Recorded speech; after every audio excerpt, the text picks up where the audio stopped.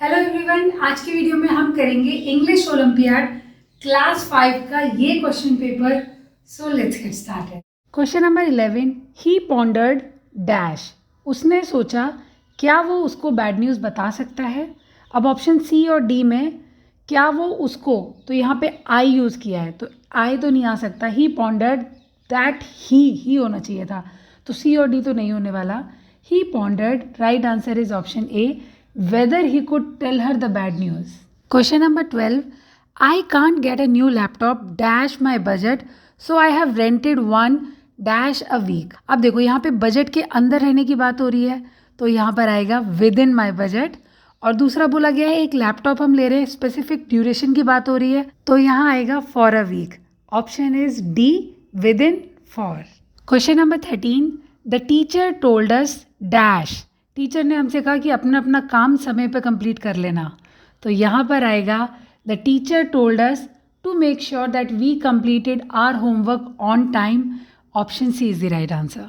Question number 14, my father started out with 1 tea stall and dash expanded to 2 more. मेरे पापा ने 1 tea stall से शुरुआत की थी और फिर बहुत ही जल्दी उन्होंने 2 और कर दी। Really, closely, shortly, clearly. यहाँ पर आएगा शॉर्टली, मतलब 1 से शुरुआत करी और बहुत ही शॉर्ट पीरियड ऑफ टाइम में उन्होंने और 2 कर दी। So the right answer is option C. Now question number 15, I dash to the new central library Daisy but I can visit with you again. मैं सेंट्रल लाइब्रेरी जा चुका हूँ Daisy, लेकिन आपके साथ में एक बार और जा सकता हूँ, तो यहाँ पर आएगा हैव बीन, जो कि correct form for the subject है। I have been to the central library Daisy but I can visit with you again, so option C is the right answer. Question number 16, neither the teacher nor the student dash able to solve the puzzle. अब क्योंकि students plural है, तो यहाँ पे correct form of the verb होगी were. Neither the teacher nor the students were able to solve the puzzle. Option C is the answer.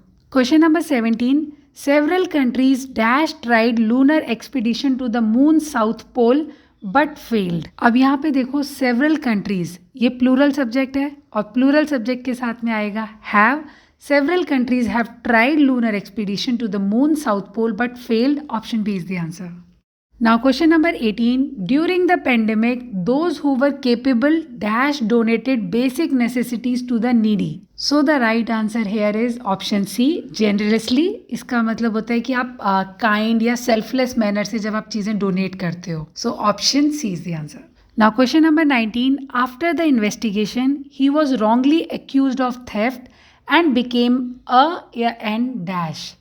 अच्छा, यहाँ पे स्केप गोट एक वर्ड है जिसका मतलब होता है कि किसी को अगर आप गलत ब्लेम करते हो, something they did not do, तो उसको इन्वेस्टिगेशन में गलत एक्यूज बताया गया था चोरी का, जो कि उसने किया नहीं था, तो option A scapegoat is the answer.